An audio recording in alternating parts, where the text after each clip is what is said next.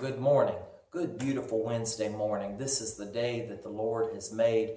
We will rejoice and we will be glad in it. I'm so glad that you've been able to join me even just for a few minutes this morning, maybe 5, maybe 8, 10 minutes, that we are able to study a portion of God's Word and that you are able to hear God's Word and maybe be encouraged for the rest of the week.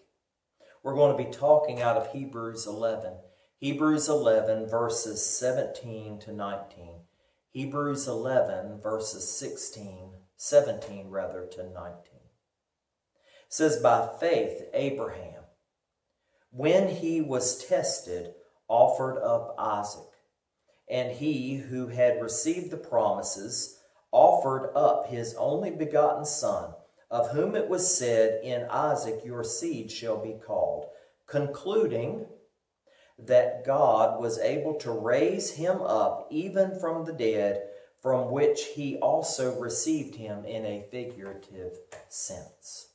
Now this is a continuation, if you will, of what we talked about last week, where we talked about that sometimes we get things in our life that separate us from God. We don't mean for them to separate us from God, but they do separate us from God. Maybe we get a job that it starts out and the job is 5 days a week, but then all of a sudden they want 7 days a week and they demand that you be there on Sundays. They demand that you be there during the time you would normally be at church. And slowly, you are separated from fellowship in your church. Or perhaps you have a wayward child, or you have a wayward spouse, or perhaps there is a sickness, an illness, perhaps someone passed away.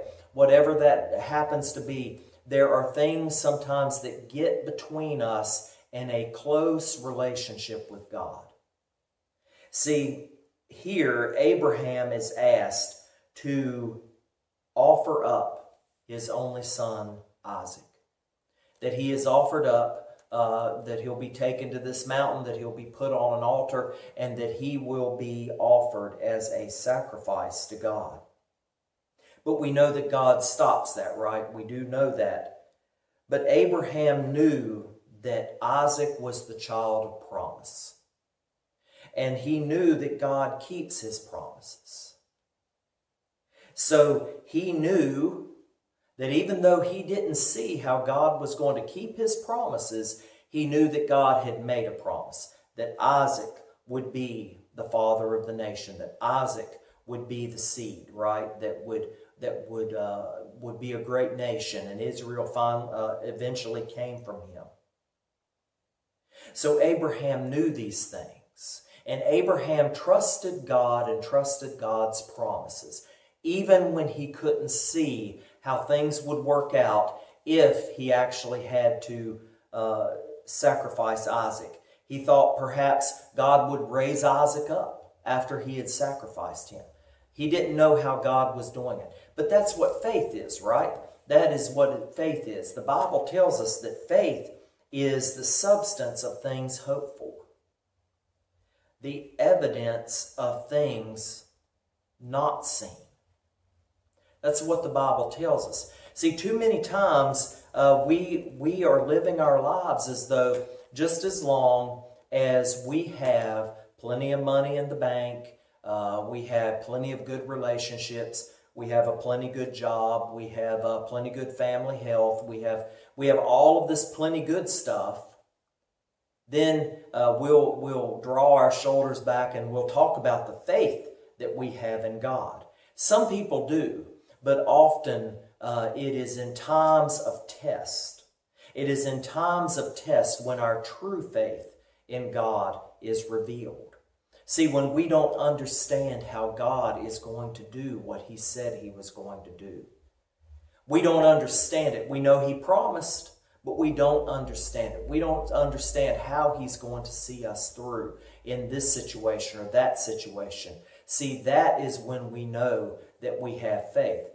There was a pastor years ago that I used to listen to, and he would talk about, he had to go and do this, and he would say to God, God, I don't know how you're going to do this, but I know you are going to do this. And that is faith. That's what we're seeing here with Abraham, right? He's being asked to sacrifice his only son, who is the promise of Israel. He knows there is a promise. See, Jesus has made promises to us, right? Jesus doesn't promise ease. He promises peace, right? That peace he is going to give to us. Peace he is going to leave with us. That it is a gift of peace. He promises that. He promises that we are more valuable than the flowers of the field. We are more valuable than the sparrows that fall from the sky. And that God feeds them and he clothes them and he will likewise take care of us. He promises that. He promises us that he will never leave us nor forsake us. And there are dark times when we feel like we've been left or that we feel like we have been forsaken. And we need to remember that promise and claim that promise that Jesus gave to us. He promises us that at the end of our life, whether it come quickly, whether it becomes slowly, whether we live a short time, whether we live a long time, whether we die a very sudden death or we die a very slow, drawn-out death, whatever that situation is, he promises us when we have believed in him, when we have trusted in his name, he will take us to be with him, right? That is a promise. And we need to be trusting in those promises. I want you today to take another look. Maybe last week you sat down and you prayed just as I prayed throughout the week, Lord, reveal to me my Isaac. Reveal to me the thing that is getting between me and you and hurting our relationship. And I hope you prayed the same thing. This week, continue that. See where maybe you're trusting in yourself just a little bit too much and you're not trusting in God quite enough. It's important that we understand, because that's part of communion, right? That's part of communion with God, is that trust factor. I love you dearly.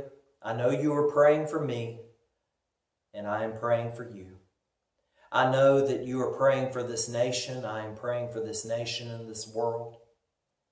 I hope that you have a wonderful week, and I hope you will find a Bible-believing church to be in this coming Sunday.